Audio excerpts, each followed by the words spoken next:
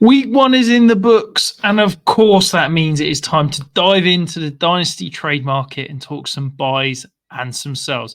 I've dived in, analysed every single fantasy relevant player this week, and I'm going to hit you with 2 players I think you should be buying and 2 players I think you should be selling. So let's dive straight in.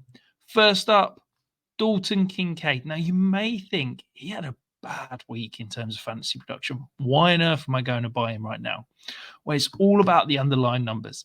He had a career high in snaps in games that he also played with Dawson Knox. He participated in 83.3% of routes, and 45% of his snaps came at the wide receiver position.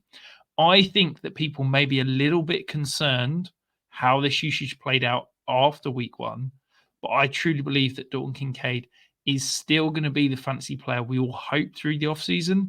And I think that he could be someone that you could maybe sneak in and get in early now if the Dalton Kincaid owner is a little bit nervous after a dud week 1. So his price, this from Keep Trade Cut, he's going as a 2025 first and a 4th round pick.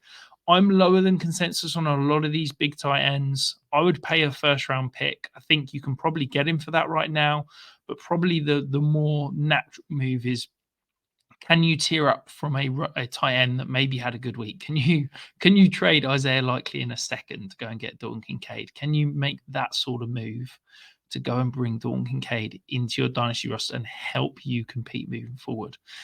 If you aren't subscribed, or remember, hit the subscribe button down below, or you can hit the join button and you can get access to every single one of my trade values, my trade calculators, and of course, so much more dynasty content. The next guy I'm going to talk about, though, is Travis Etienne. He had a solid week 1 production, but I am looking to get out right now. Travis Etienne had a good season last year. I'm not saying great, but good. And a big part of that was because he got an obscene workload. He was getting 80% opportunity share. He was having weeks where he was getting 90 plus snap shares. This is not the case this year. Through 1 week, obviously, just shy of 70% of snaps, but the opportunity share, look at that, 53.6. Tank Bigsby looked so much better than he did a year ago, and I think that Tank Bigsby is going to continue to eat into Travis Etienne's work. We know that Bigsby is potentially going to take away from his work around the goal line, and those touchdowns are just such fancy gold for running backs. So, okay, the 15.8% target share and the touchdown kind of saved Travis Etienne's day. So if you're just looking at it from a raw fantasy production standpoint, he had a decent week. So that is where I'm looking to pivot off that, believe the underlying numbers, and look to see if you can sell. Keep Trade Cut, I've got him exactly the same value as Dalton Kincaid, that 1st and that 4th. I've got him as a 1st. So I think if you can get that sort of value, maybe you can get a little bit more, I'd be looking to sell. This isn't just a get rid of him at all costs. This is a, if you can, try and sell high, because I think his value is going to take a tank over the next few weeks because of Tank Bigsby. Back into the more positive sense, Alvin Kamara. Now, I wasn't quite sure what to make about Alvin Kamara this offseason. We knew the target share was going to be there, but I was a little bit like, is he getting old? Is he going to, regress and start to age out? Could we see Kendre Miller get in? That's not the case. Through week 1, he only was on the field for 34 or 66 snaps.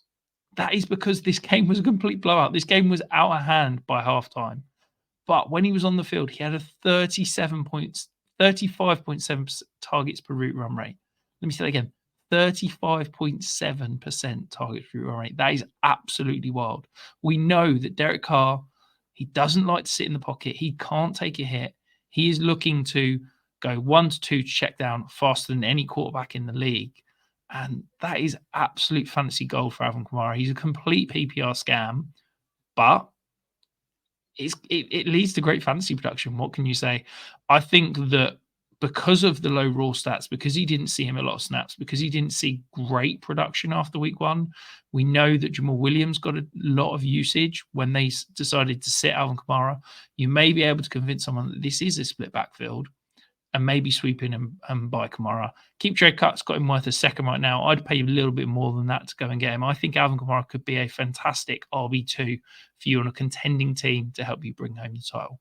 Before we get to my final player, though, if you disagree with the first 3, or indeed this next one coming up, let me know in the comments below. I want to hear if there's someone I've missed that you think you should be buying or selling. Let me know. Hit that comment and let's get the conversation going. The final guy I'm going to talk about, though, is another sell, Tyler Allgeier. Now, Tyler Allgeier throughout the offseason was kind of viewed as maybe a 1B back with contingent upside. If Bijan goes down, Allgeier could be an absolute beast. That's kind of still the case, but I was really concerned about this Falcons offense. Kirk Cousins looked like he's still struggling with that Achilles injury. There was lack of zip, lack of ability to push off that trail leg. So I'm seriously concerned that the Falcons offense isn't going to be as good as we thought. And then Tyler Allgeier, this was the lowest snap total of his entire career. It has become very apparent this is going to become Bijan Robinson offense, 88.5% opportunity share. I think that Tyler Allgeier, who's under contract for 2 more years, I think he's done now as a fantasy relevant option unless Bijan gets injured. So keep trade cut got him worth a late second. I'd snap someone's hand off at that. I'd happily go kind of 2/3 to look on to move on. I just think that he is basically an injury handcuff only. And even if that happens, I think they'd probably rotate in Williams or the young rookie. So look to get out now because I'm just not excited about any potential upside. Do let me know in those comments if you disagree with any of these. And of course, stick around. We've got the weekly preview coming on Thursday. Tyler's going to be back with an underdog show. And of course, DFS and start sits as we head towards the weekend.